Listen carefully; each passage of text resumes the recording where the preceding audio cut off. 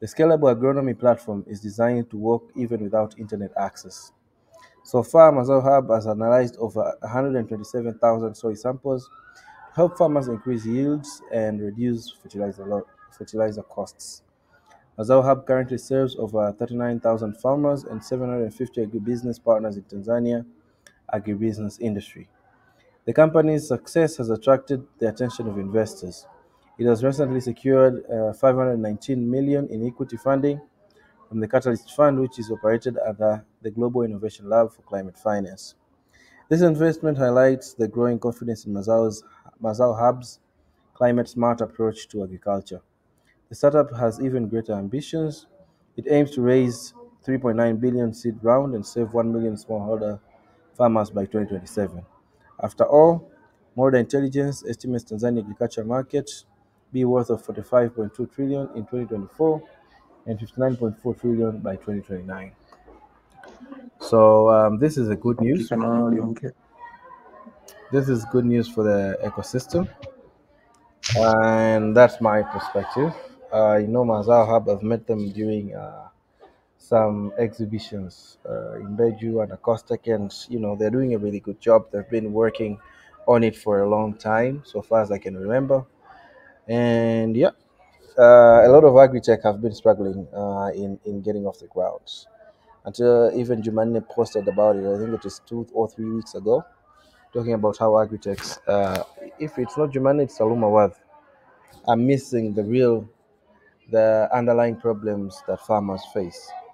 So a company with this much traction of 39,000 farmers, I mean, it's not doing bad. It's doing really good for itself, and they deserve that. So what do you guys think about Mazao Hub and what they've done so far, the traction and the 200,000 they've raised? What does that mean for the ecosystem and more? You're welcome to contribute. Just have to raise your hand as always.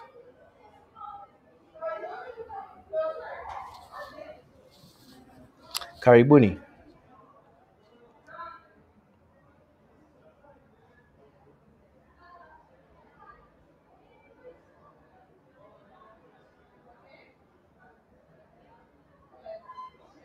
All right. If that is okay with everyone, we can go to the second news. Lakini, yeah, it's good for the ecosystem. That's what I would say so far.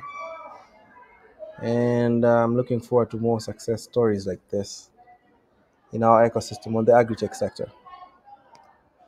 Right. So if nobody had contribution on the first news, I can go to the second news, and that's from Watu Credit, a mobile financial services MFS provider, is set to improve public and private transport in Tanzania. Its new green lending initiative targets unbanked and underserved individuals nationwide. Watu is providing loans specifically for the purchase of more environmentally friendly three-wheeled vehicles, commonly known as bajajis. Why? Older models often contribute considerably to the air pollution. Hence, Watu Credit's program could enhance air quality in our major cities and support climate action nationwide. In fact, the company provides asset financing across 7 African countries: Kenya, Uganda, Nigeria, where it is positively impacting over 4 million individuals. In Tanzania, the initiative was recently launched with Hesa Africa, a Dar-based marketing agency. So, for more context, Watu is a credit. More sometimes it's us. Yeah, they provide credit via assets. So it's asset financing, but via credit.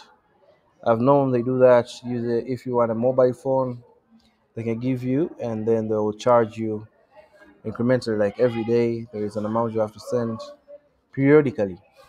Also, they've done it to border borders, the motorcycles. So right now they're providing the same service, but they are focusing on green bajajis. There's one company in Dar es Salaam, Tanzania, does these green bajajis. I think they're set to benefit the most out of this. And yeah, that's what I see. That's what I see. It's under Mercy Kitomari. If anybody knows the woman from Nelwa's Gelato, they're working on green bajajis. No, they're already out in the market. So So I see this as a good initiative. Welcome, guys. For if you have any comment or any feedback or any different point of view on the Watu Credit news.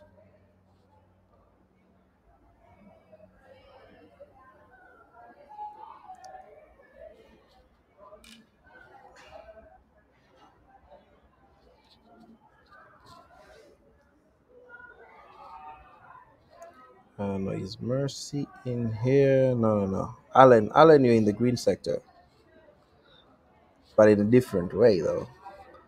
Do you have any comment on this?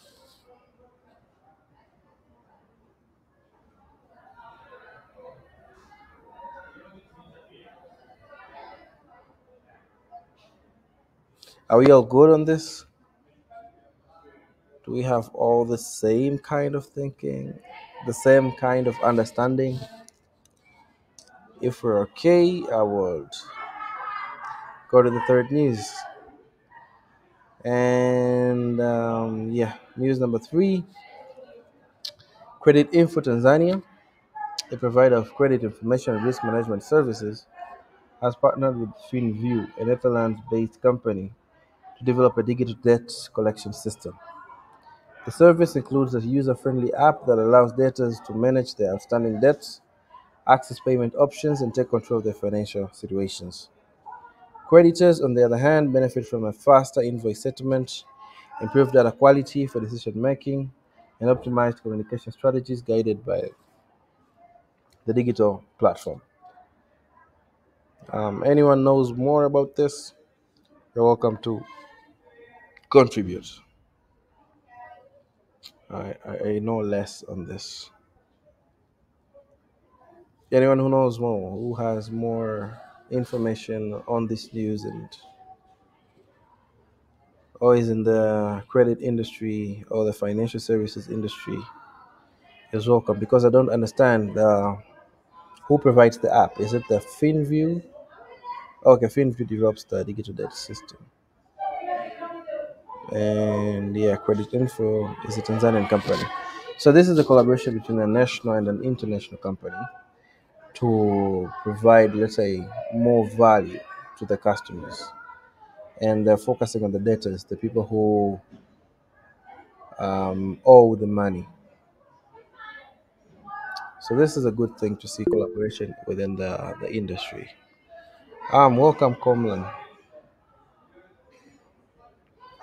Thank you. So just a little bit of background. I joined this meeting because it was posted in one of the group that I'm a member of.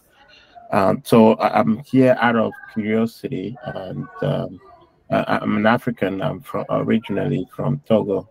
All I right. do live I do live in the U.S., but I have a general interest on what's going on in business in general in Africa. I'm myself in the software field, and so anything that has to do with startups and apps and things like this, it's interesting to me. So I just wanted to say that to provide some background. But I do have a question about this item. Is the debt collection and general credit system well developed in Tanzania? Is this a service that is clearly in need and it's part of the practice?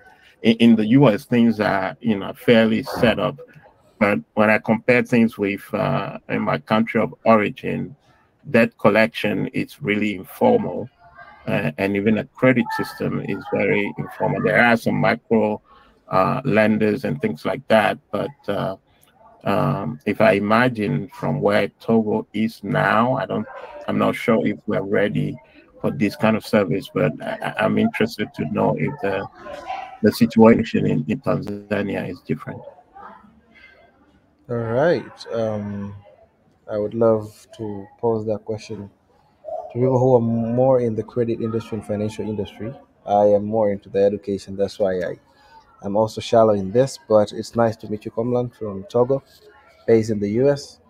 And yes, this is what we do every Monday, discussing what has happened in the ecosystem and how how the narration of these news and how does that. Welcome, Alan. Yeah, thank you for hosting this session. But again, I'm a non-tech, so but I love technology, and we are developing our product in the same sector, but it's eco fintech platform. So eco fintech means it capture the entire clean tech industry, green tech industry, as well as blue economy industry, combining with financial services. So, and credit is also part and parcel of the same platform, as well as insurance. So, I've done my survey, understanding the sector in terms of the players, in terms of the actors. So in terms of credit analysis companies, I think we have three to four companies that offer credit analysis in Tanzania. We have Jumo. It's an African company that offers credit analysis. It's powered by AI. Okay. We have Kuunda. They are working with Vodacom with the Songesha product. It's also a Pan-African company. And then we have the Creditinfo as another company. I think we have another company, but I think I know those three. So that is a part of analysis, credit analysis, working with the companies like Vodacom, Tigo, and Airtel, backed with banks to be able to provide the micro loans which are issued in Tanzania. And according to the data issued by Vodacom, I think they have reached the 1 million credit issuance. I think That's $1 million, eh? yeah, $1 million. I Okay. think last year in 2023, they have issued more than $1 million of credit, credit to their customers. Not sure about Tigo, Airtel as well, and other credit, issuance services. So what I can say, the industry is growing and there's more appetite. If I look even in East Africa, I've read in some news in Kenya. I think the government of Kenya is pushing M-Pesa, the M-Pesa from Safaricom, to register as an independent entity. And M-Pesa in Kenya has contributed at least more than 26% of the income of the Safaricom in Kenya, So, and once that is done, I think it will be a very big bank, like digital bank in the region. So you can imagine how the sector and even the banks which have also issued their financial status almost in some months, like 2 months, they issued, banks in Kenya and Tanzania, they issued their financial report. You can see the credit lending, digital credit lending is on the rise. So the appetite is growing. Of course, non-performing loans are still there. But I think if companies can work with these credit analysis providers very well, there is chances that the non-performing loans will go down, and the market will grow, time to time. So that's what I understand because of my interest in the sector. Not sure if I've explained well, but I'm completely non-tech person. You've explained really well, and yeah, I think you've answered common and go questions. And from what you've said, I can clarify more. Is that most of these credit services they work with our telecoms here, and our telecoms, do a lot of financial services to the even remote areas compared to the banks in our ecosystem. So we've had the Songesha products for a long time. We've had the Bustisha from Tigo, Tigo Nivusha. all those have been different products that have been in our ecosystem. So I can say the, what is it called? The big digital debt collection system has been here for a while. But also we should not we should also consider there is, as you said in Togo, there's a lot of also informal debt collection systems, because there's a lot of informal groups such as Vikoba, we have Michezo, we have this. So there's a lot of untapped market that is not into this this whole digital debt collection system. So yeah, that's our status in Tanzania, Mr. Comrade. But again, I think I need also to understand this, because it's a digital debt collection. We have digital loan distribution system. The tech is there. Not sure if it's similar to the debt collection system. I don't know. You guys, you know much better than me. Yeah, probably this is a new, it's a new way where the microfinance or financial institutions can be able to collect their debt. And is it different from what Creditinfo and Jumo and Kunda is is already doing? Because with the data they have, it can also enforce debt collection. Yeah, I'm shallow on the financial or credit, the whole credit industry. Somebody else maybe may explain this to us.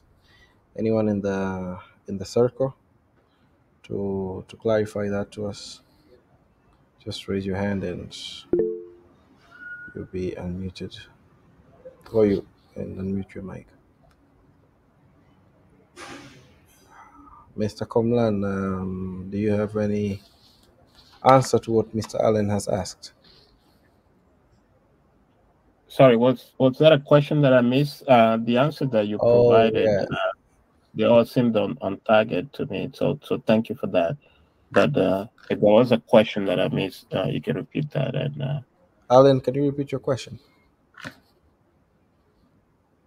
No, I was saying, okay. It's a digital lending, it's a digital debt collection system. What the difference between the digital distribution loan system, system, and digital debt collection?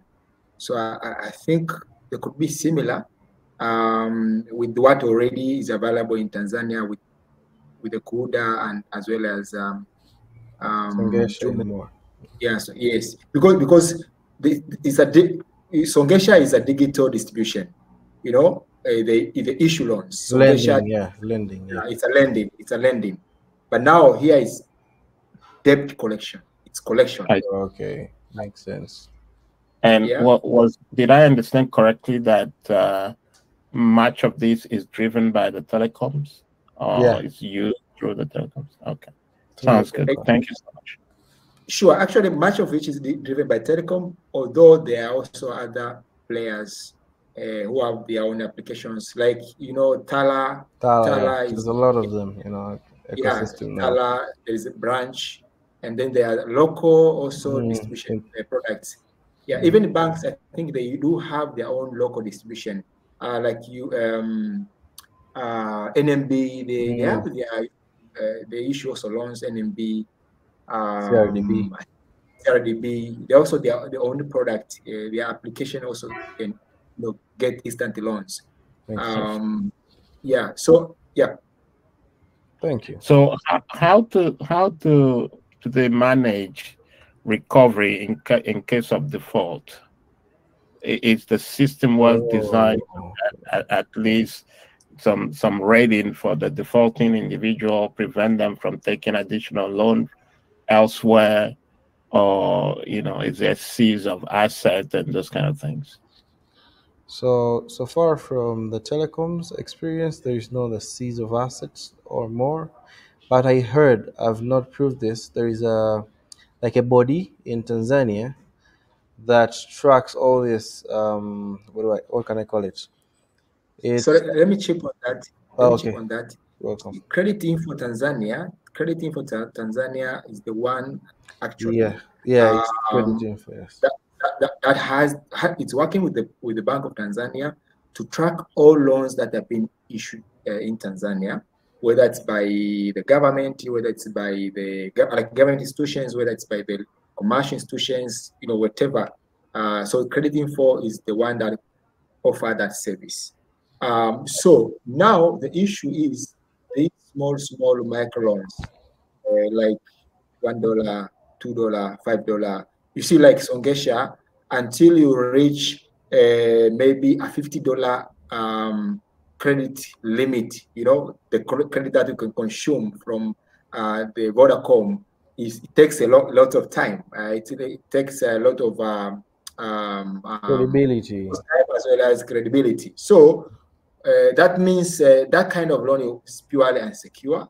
And again, if you have already consumed that loan, you are not eligible to get another loan from the same institution. And of course, if you put money in your account, it will be consumed to recover that loan. So that's the way they recover the loan. But again, yes. So there is no integration with the Creditinfo now with this small loan. Whether I think probably that's the next step that will follow. Yeah. Okay. And one more question for you. Is the majority of these credit used towards telephone services or any kind of purchase? No, can you repeat? So if somebody take those credit, do they take the credit and use it for any service, or is this a situation where I'm a customer with Vodafone and I just overuse credit, or take credit to make additional calls, and then at some point I need to put money to cover that debt? Or is this more of a general commerce situation where you take the loan from these lenders and you can use it generally to purchase anything? It's generally to purchase anything, whether it's credit, whether it's you take it, you cash out, whether you pay for whether electricity bill you pay for. So it's general. That's awesome. Thank you. All right, that was a really good discussion. And yeah, there is also Tigo has Tigo Nivushe and Boostisha. So the Nivushe is for the credit, if you want credit or SMS. The Niwezeshe. Then Nivushe is for the money that you can use it anyhow. They also have for the minutes and SMS. So let's move on to the next news. Yeah, there is also for agents specific. Mobile money agents. Agents. I think Nivusha is for the agents. Yeah. And Songesha is for everyone. Yeah. And there is also one with Airtel. It's called Timiza. Yeah, Timiza. And the number of these products coming out. I think Tigo they have also launched another one. Yeah. So there's a number of these products. Thank you so much, Alan, for your contributions. Right, going to news number 4. Tanzania introduced the Digital Services Tax (DST) in July 2022 to ensure that global tech companies without a physical presence in the country contribute to government revenue. Between July and March 2024, Tanzania collected a total of 12.6 billion through this tax. This is Tanzanian shillings. That was said during a TRA meeting with editors on April 29th. The DST is paid monthly. Companies must file a return with the TRA by the 7th day of the following month. It is computed that 2% of the total payment that non-resident digital platforms receive from it is computed that as 2% of the total payments that non-resident digital receive from Tanzanian residents. The tax does not apply to business-to-business transactions. This charge aligns Tanzania with the growing global trend of ensuring that international tech companies contribute to the economies where they generate income.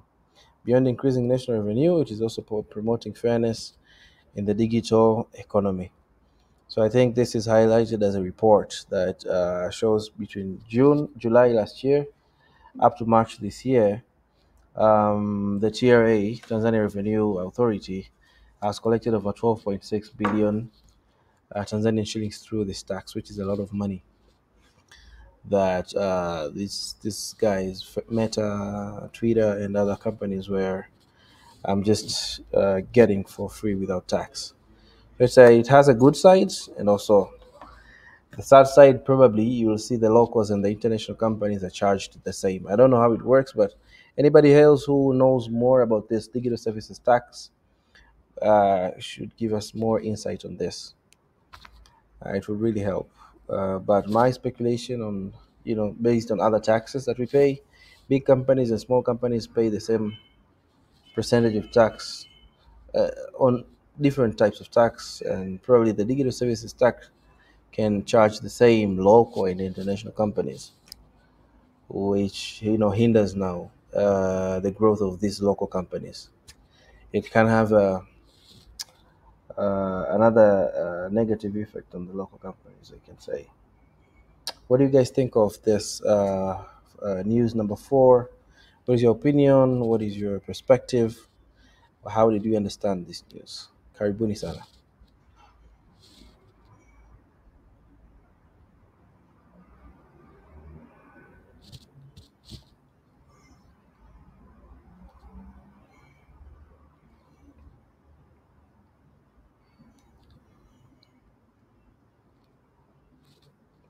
All right, there is no takeaway on that.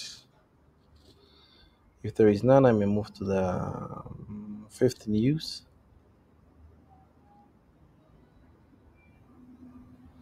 All right. I think this is the last news. Today we're finished very early compared to any other founder circle.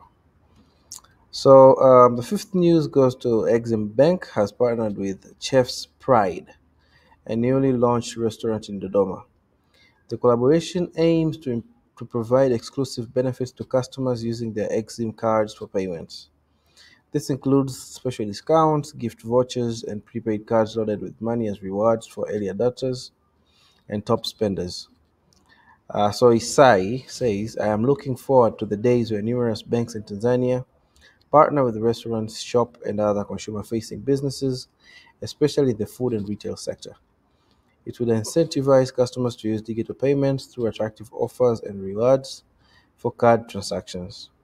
This shift in consumer behavior, driven by convenience/security and rewards, will be a major step towards a cashless Tanzania. So this is good news coming from a bank, Exim Bank. I don't know how much share does it have in the market, but just from experience, I know it's not that much. So for Exim customers, they can get special discounts, gift vouchers, and more when they go to this Chef's Pride restaurant. What do you guys think of this? And I have been to Kenya, and Kenya is more advanced in terms of digital payments. So it's everything from buying a bubble gum to buying a whole, let's say, sack of flour. You just use M-Pesa, and not banks now. With all that digital access, digital payments, mostly it's the mobile money that is king around, rather than seeing banks pay with Exim Bank pay with. I haven't seen that much, but more of it is in the mobile side, and I think it's easier that way. Yeah, because the access, the what do you call it? Mobile money is more used compared to the banks and more. So probably this is a good partnership for Exim Bank, but the reality of it I think it may be not much positive compared to if Tigo or Vodacom or anyone would have done the same thing, I think. But this is my perspective. So welcome anybody with a different perspective, opinion, and comment before we wrap up today's session.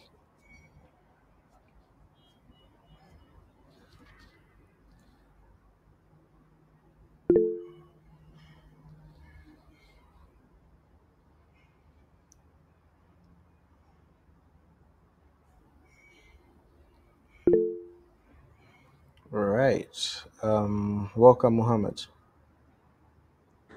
Okay, so nimeweza kupitia katika post ya Chef Fred Dodoma, nimeona ameandika hapa ofa hii ni ya mwezi mzima kuanzia 3 Mei hadi tarehe 1 Juni. So nadhani it won't be itakuwa, yani haitakuwa na mwendelezo, itakuwa just for specific period, then nadhani ita continue kama kawaida, kwa sababu ameandika basi kuwa miongoni mwa watu. I think so many of you out there, you're existing in your peasant life. You wake up when the alarm goes off.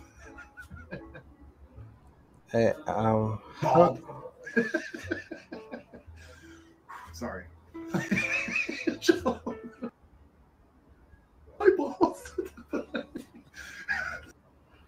All right, so I had to remove, I don't know, is it supposedly entertained from the call? So continue, Mohammed. Yeah, so nilikuwa nasema kwamba nimeona hapa kwamba je, unamiliki kadi ya Exim Mastercard, basi kwa miongoni mwa watu wawili wa kwanza watakao ulipia kutumia Mastercard, wewe miongoni watakao kujishindia shilingi 20,000. All right, so it's a limited time offer. That's Yeah. what you're saying. Makes sense. Makes sense. So it's a limited time offer. Cool. But even all right, so I don't know much about this banking and financial industry, so I don't have more comments on it. I'm probably flowed on it. So anybody else besides Mohammed? Thank you, Mohammed, for providing us with the extra news.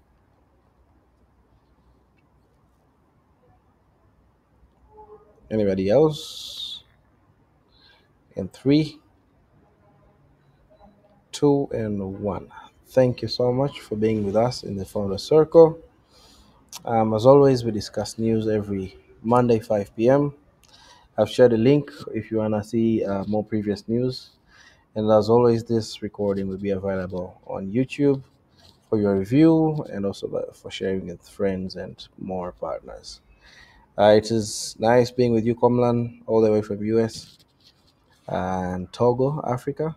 And until next time, have a good evening.